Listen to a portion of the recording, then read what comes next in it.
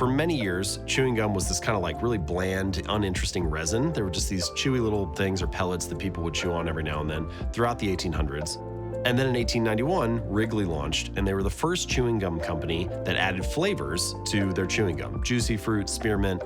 Suddenly, the process of using chewing gum became an enjoyable, flavorful, pleasurable experience, and it transformed the habit that people had and how frequently they used the product.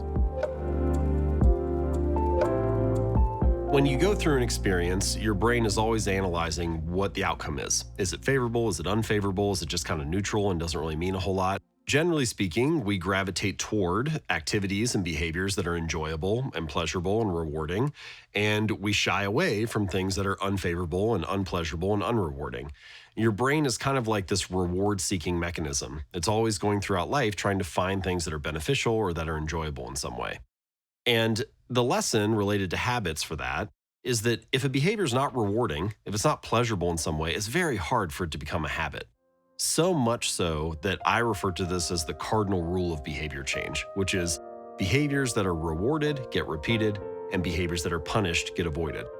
I think we could even layer something a little bit extra on top of that, which is behaviors that get immediately rewarded get repeated and behaviors that get immediately punished get avoided. At a fundamental level, this kind of taps into our evolutionary wiring. If you talk to scientists and researchers, they may describe what our ancestors lived in as an immediate return environment. And what they mean is that most of the choices that your ancestors were making and that people were making throughout human history were related to their immediate outcome. So taking shelter from a storm right now, trying to figure out where the next meal was going to come from, foraging in the berry bush, or trying to avoid a lion on the savannah. It was all related to immediate safety, immediate rewards. Over the broad arc of human history, the shape of evolution is to design humans that are really good at optimizing for those immediate rewards. In modern society, however, we live in more of a delayed return environment. You go to school today so that you can graduate in 4 years. You save for retirement today so that you can retire in decades. You're always putting this effort in. You show up at work this week so that you can get a paycheck at the end of the month.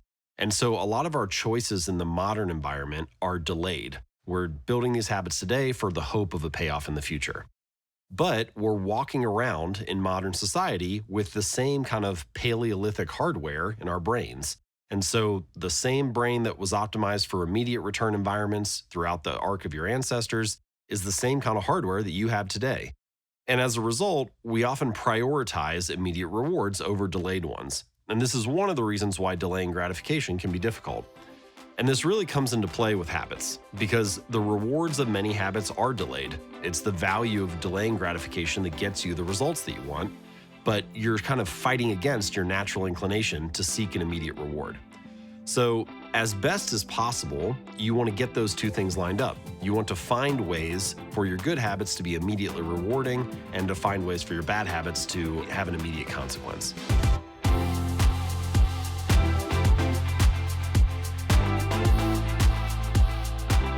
So in the 1990s, there's this guy named Trent Dursman. He reached out to me a few years ago and told me this story. Trent's this young salesman in Abbotsford, Canada. And he goes into the company and they give him this small book of business and they tell him, it's your job to grow it and build upon it and so on. He started out as the most junior person in the firm, but he had this interesting habit that he followed, which is he had 2 cups and he put them on his desk. And in the first one, there were 100 paper clips. And each day he would show up and he'd make a sales call and he would move 1 paper clip over. And gradually, his objective each day was simply to move over 100 paper clips, so make 100 calls a day. And he had this little visual signal of progress as he's going through it. And that one simple habit drove enormous success for him. Pretty soon after, within a couple of years, he had the largest book of business in the firm. He was one of the most successful salespeople that the firm had had. And this was in a relatively small market at the time. It wasn't this like thriving metropolis compared to, New York or LA or some of these larger places. And so he was getting exceptional results driven almost entirely by this one very simple habit. And there's something important that his story illustrates, which is the power of having signals of progress. One of the most motivating things for someone is seeing their progress. A habit tracker is any simple system you use to track each instance of your habit. So it just gives you a signal that you showed up that day. One of the challenges with building better habits is that a lot of the returns are delayed. You show up, you do the right thing, but you don't have any signal that the work you put in that day was worth it. You're Showing up and you've run for a month, but you don't see a change in your body, or you've written for, 9 months and the book still isn't finished. You have no evidence that all the hard work you're putting in is paying off yet. And what Trent had was he had this long timeline. It still took him a couple years to build up this massive book of business. But on a daily basis, he had signals of progress because each time he'd make that call, he'd move a little paperclip over. And the process of moving those paperclips over, seeing them accumulate throughout the day, seeing the stack in each of the cups shift and change, that was meaningful because it gave him this feeling of momentum. Within a year and a half, he was bringing in $5 million in annual sales.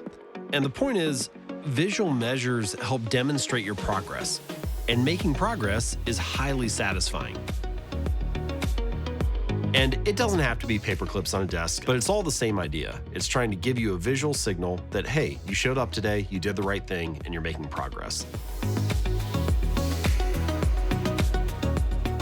Rob Dyrdek, famous skateboarder and also television producer, very successful entrepreneurial career. He also has a large real estate portfolio. He's an incredibly successful entrepreneur, has had his hands in many different things throughout life. He also is a great example of someone who has habits and systems organized around optimizing his time, making sure he's focusing on the things that matter most to him. He has this spreadsheet where he analyzes each chunk of his day, breaks his life into 3 categories. He has work, he has family time, and he has sleep.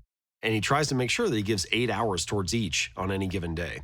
And this process that he has, it's a very systemized approach, and he utilizes a lot of the things that we've talked about, from making it obvious, making it easy, and so on.